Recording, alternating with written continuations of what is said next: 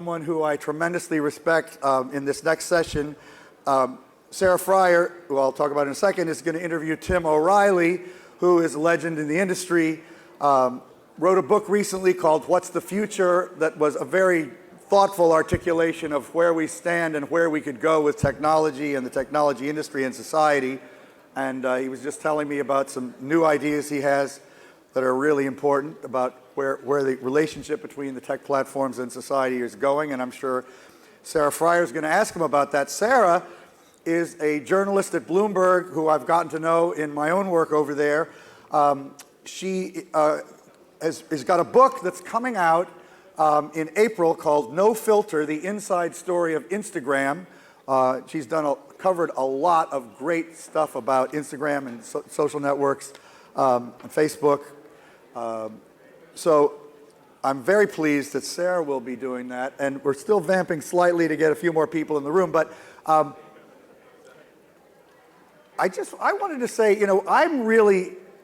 when I think about this conference and why I think it's sort of working is because of the people we have here. So I really want to thank all of you for being part of it.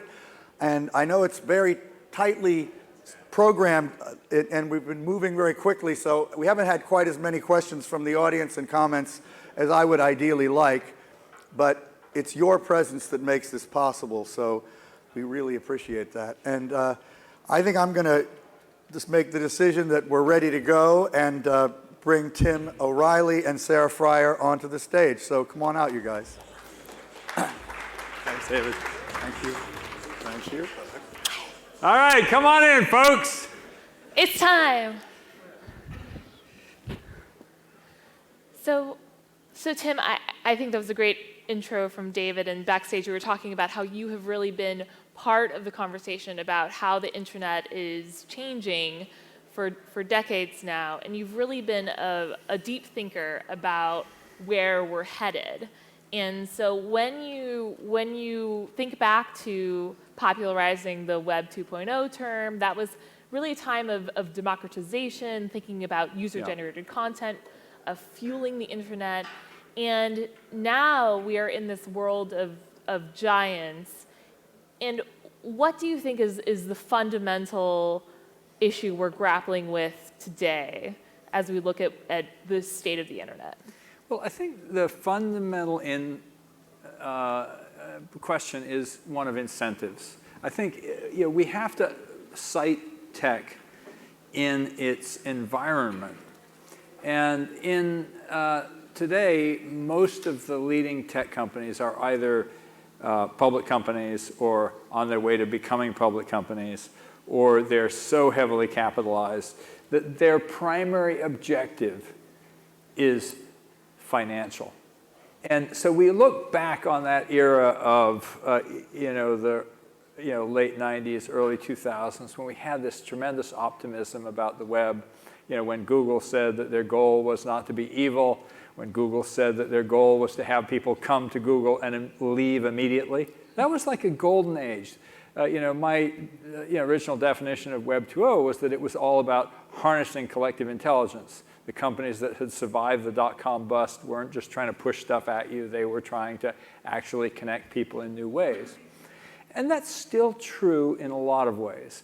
All of the great companies are in some ways connection machines. They're marketplaces, bringing people together with the help of big data and algorithms.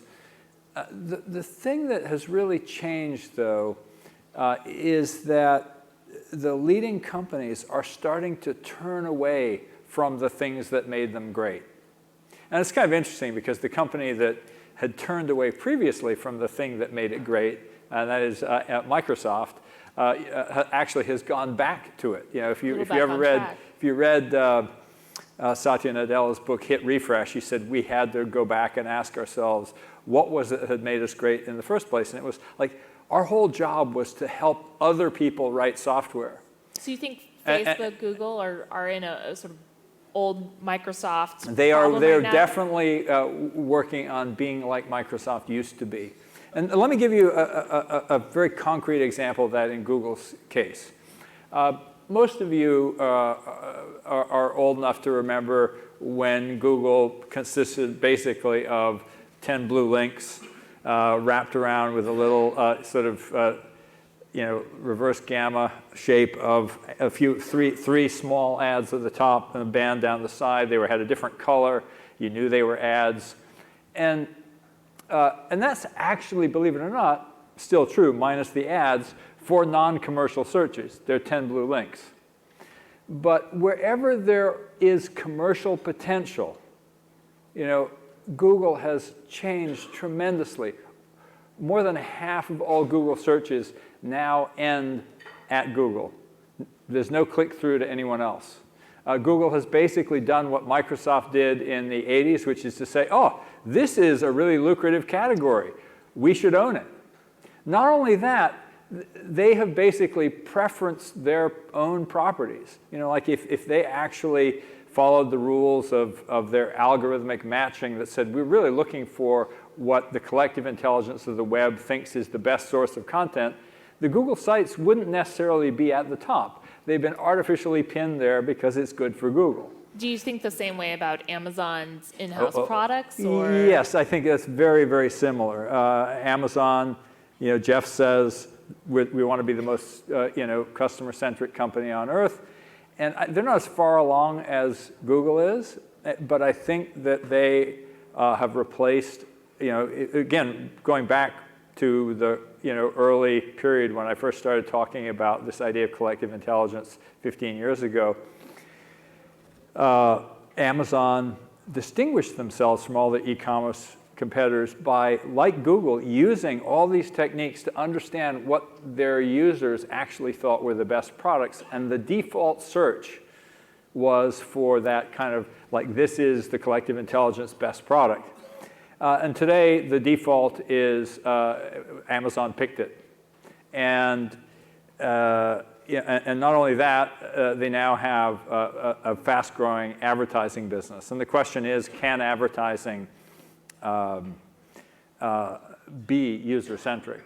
Because ultimately, people are paying you to feature certain products. And so, and that's also true. That's the part I didn't get to with Google. If you look particularly on mobile, between Google content and sponsored content, you often will not find, for a commercial search, you will not find an organic Google link till well, on mobile you'll scroll down for, multiple screenfuls before you'll see the first organic link. And the problem with this is, long term, the web was an ecosystem of producers and consumers. And the producers are slowly but surely being squeezed. They're being squeezed out. And a lot of people, I know Ben Evans likes to sort of say, oh, it's this delusion. Why is it any different for Amazon to offer house products? Every other retailer does it. And the reason, I think, is because of this turning away from the thing that made them great, which was using these new tools of collective intelligence to actually serve their users better. And now to pull back and say, no, we're actually going to do the things that just make us more money. So do you think, okay, democratizing the world's information, that was Google. Connecting the world, that was Facebook. Do you think that the companies are, their employees certainly still feel like they're mission-based, that they're... It's fading. It's fading. Yeah, okay. It's fading. I mean, you look at Google just stopped having all hands because there's so much contention with the employees. That's maybe a... And Facebook has a sign. Now, again, I think hand. these companies still believe that they are doing what's best for their users. Hey, we pick... Why won't the companies just go out and call themselves businesses? Why won't they just tell the public... They are businesses, and I think it's totally legitimate to understand that they have to, act as a business. But I think there's a missing understanding about what makes economies work, and I think this is kind of the thing that I kind of try to tie all this into in my head, is it's the same problem that we see in the issues of inequality in our country and around the world. which is this idea that if it's good to make money, then making more money must be better. And I do think that long term, you have to actually think like a farmer. You need new inputs into the system. You can't just take more and more out. And that's I think the lesson that Microsoft learned. They were taking out more than they were putting back. And one of the mottos we've always had at my company is create more value than you capture. And that has to be, if you think long term, that has to be your goal. And so I'm not really, I don't think they're bad companies. I just think they're being short-sighted. So, just like we're being short-sighted in all the business practices that are now leading us to this climate crisis. So Amazon is prioritizing its own products. Google's prioritizing its own links, its own ads. If I'm the government, I'm looking at this. Where do I find the consumer harm? Because these are free products. These are products we all, we still go to that, and they wouldn't make these changes unless we still went to them just as often. Absolutely, and yes, when you're doing a Google search, it's so convenient to just get the answer and not have to click through to a link, no question. But you could be imagining a way in which Google said, we're going to surface the answer, but it's going to come from someone else dynamically, and we're going to pass through revenue. And instead, they basically said, no, we're going to basically create our own product. Sometimes they're licensed, but even when they're licensed, those sources of additional information, say for song lyrics, they pick a provider. And I just think this is a step backwards from that kind of dynamic. So where's the consumer harm is in the lack of opportunity for new creativity, because the incentives are no longer there. And that's what really bit Microsoft, quite honestly. When I entered the industry was relatively, during that curve of Microsoft's ascendancy, and they would meet with Silicon Valley VCs to tell them, you can invest here, but we're going to go there, so don't bother. And I think it's that don't bother trying to make it better because we got this is the ultimate source of consumer harm. And I think economists really recognize, and people who study antitrust, that consumer harm isn't just about pricing. It is also about innovation. And the harm is in the reduction of innovation. And I think we see this throughout Silicon Valley. I wrote a piece back in January, a critique of Reid Hoffman's book about blitzscaling. And in it, I pointed out that, Uber didn't really win in the marketplace. They won in the marketplace of investors. The capital picked Uber. Customers didn't pick Uber. And the interesting contrast I made was that Sunil Paul, who really invented the category that we now think of as on-demand ride-hailing with drivers who are on their own cars, raised $35 million, which just by coincidence was the same amount of money that Google raised. So $35 million was good enough for Google to get to business. Google, whereas by the time Sunil Paul was put out of business, Uber had raised hundreds of millions and went on to raise billions, and turned it into this race that was driven by spending so much capital, subsidizing customer acquisition. And we don't even know if that's a viable business at its current scale now, even though they made it public. Great win for, even though the late investors got screwed. It was a great win for the early investors, for the entrepreneurs. But we don't know yet whether that race is run. And if we had had a more natural market where there had been lots of real competition to acquire customers that wasn't so weighted by capital, we would probably have ended up with a different balance, slower growth, a different balance of value allocated between the drivers, the passengers, the company, and you would have ended up, I think, with we don't really know where it would have gone. We don't know what that. But slower growth is the key there, because slower growth is not something that VCs want. It's not something that Wall Street wants, and it's really just there is no equation for being successful Right, in Silicon but- Valley but- without it? How would you change that equation? Is there another metric? Well, there are a couple of things there. First of all, you have to recognize that this is an aberration, and we've gotten a system that is increasingly out of whack. Where it used to be, there's that great scene in The Social Network, where it's like, $1 million isn't cool. Now, $1 billion, that's cool. The fact is, Silicon Valley was started with people who thought, wow, we might make $1 million, we might make $10 million, and some of them, we did go on to make $1 billion. But now you've got basically people, take Adam Newman with WeWork. It's not clear he created any value at all, and he walks away with billions. And so Legend. the idea of Silicon Valley is really a little bit, I think it's a little bit, again, the parable of what is wrong with our economy today. Because, and again, I want to bring this around to AI, which is kind of like this sort of ultimate question of governance. Because there are a lot of governance questions in AI. I know here we're going to talk about, autonomous weapons and there's so many other super specific questions. But there's a big fear that has been articulated, most famously by Nick Bostrom in Superintelligence, which is this idea of the paperclip maximizer. You build a machine, you give it the goal of making paperclips. It's a self-improving machine. It gets better and better at it. And it finally decides that humans are an obstacle to making more paperclips, which is the goal you gave it. Now, in my book, I use the much older story of, from Arabian mythology of genies. And Stuart Russell does the same thing in his wonderful new book called Human Compatible about governing AI.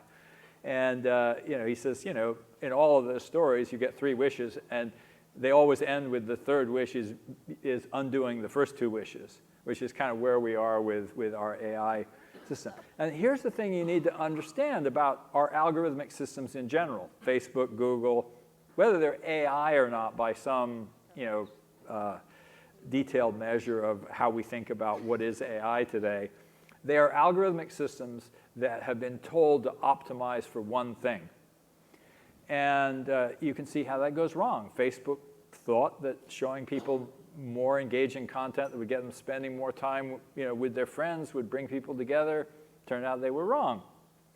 They're trying to figure out how to fix that. In my talks, I often show the slide of the scene of Mickey Mouse in Walt Disney's Sorcerer's Apprentice from Fantasia, where he's got his master's spell book and he gets the broom to help him do his chores, fetch water. He doesn't know how to turn it off. Gets overwhelming. And the palace is flooding, and of course, that's Mark right now. It's a really good, actually, transition from the last talk, which was about, GE has all these big machines that actually have human lives at stake if they don't work, right? And there is AI involved, but it's making plane engines work. It's making MRI machines work, and there are very clear stakes, and you would never put out a machine like that wasn't going to be safe. How do we make sure that we are thinking a few steps ahead? Well, first of all, again, I will just recommend again Stuart's book, because it really is all about how would we make safe machines. But I think that it's really important for us to understand when we think about these questions of governance that AI is not this future thing that we have to deal with. The science fiction writer Charlie Strauss calls corporations slow AIs. We basically embody these things. We give them a purpose. We've now created this master goal for all of them, which is this idea of shareholder value, that humans are a cost to be eliminated. The only thing you need to do is make more profit for shareholders. That's this classic maximization problem. And even in Silicon Valley, that is why you see Google saying, sorry, we have to get rid of the "Don't be evil" slogan. We have to actually show more content.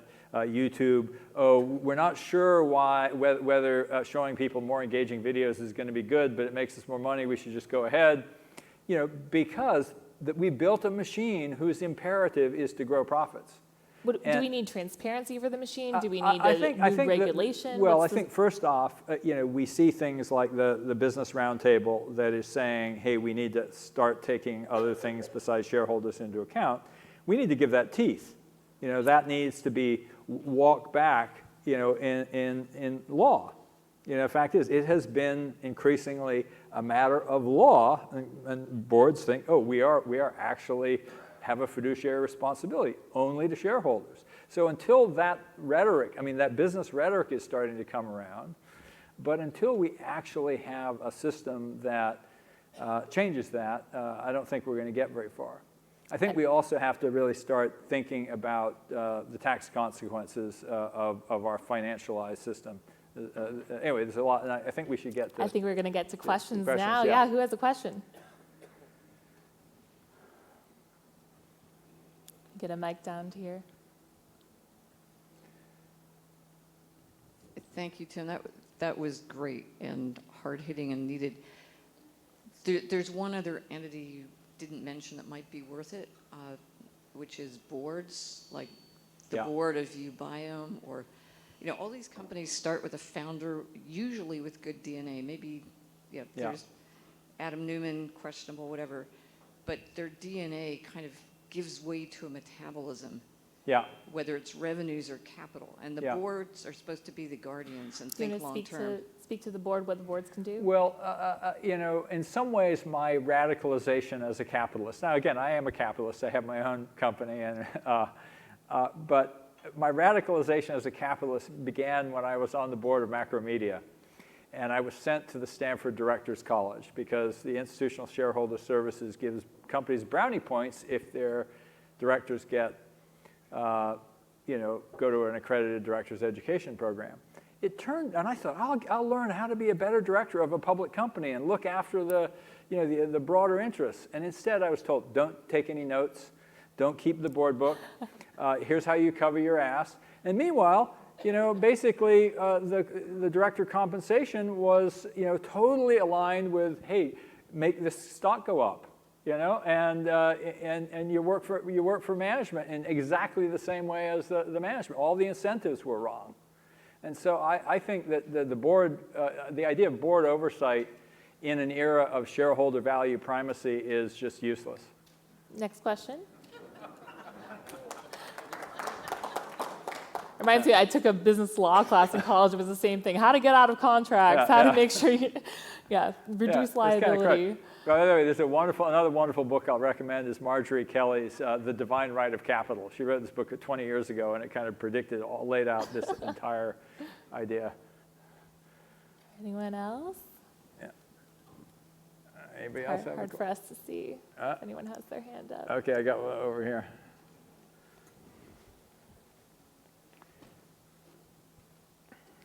The title of this session is New Ways to Govern Tech. Yeah.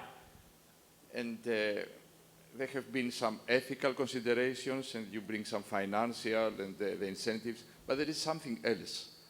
It is that tech governs. Yeah. So they have become the real power, Yeah. let's say, the emperors. They've turned into the government. Yes, and it is a new way they organize power, a new way they exert it. So it doesn't matter how well we make the financial incentives, because power is an aphrodisiac by itself. I think that's true, but I do think that, first of all, this is, one, we have these massive challenges. We've been talking about climate change. And one of the things that tech is really good at is turning a challenge into an opportunity.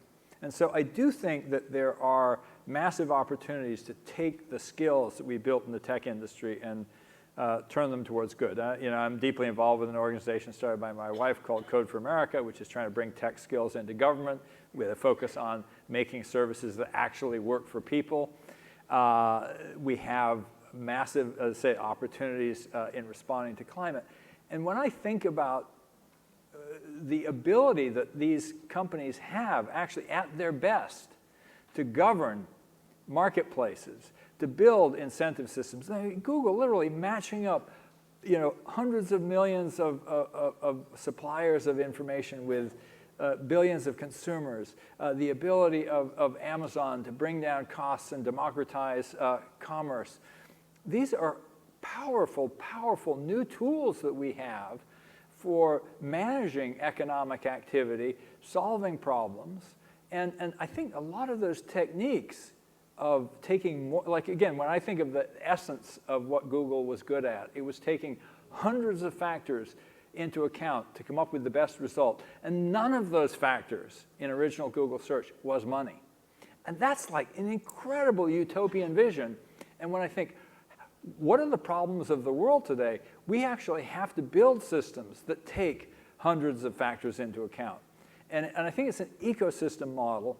And I think that when I think about AI, one of the most wonderful statements I heard was from the former DARPA program manager for AI, Paul Cohen, who's now the Dean of Information Sciences at the University of Pittsburgh. He said the opportunity of AI is to help humans model and manage complex interacting systems. And that is, I think we have to actually come back in the tech industry to those big purposes. And I think that we need, in terms of the management response, we need, which is what government is fundamentally doing, we need to stop saying your primary incentive is to make ever more money for shareholders. You must always grow. And we should basically be rewarding investment in R&D, investment in people, social benefits to society. And there's a lot of things you can measure. We can measure what is the health of Google's ecosystem. What is the health of Amazon's ecosystem? What kinds of financial reporting would be required to see that stakeholders are benefiting, that suppliers are benefiting, and not just users, and not just shareholders? So I think we have a wonderful opportunity and a wonderful challenge ahead of us. Love that optimistic note to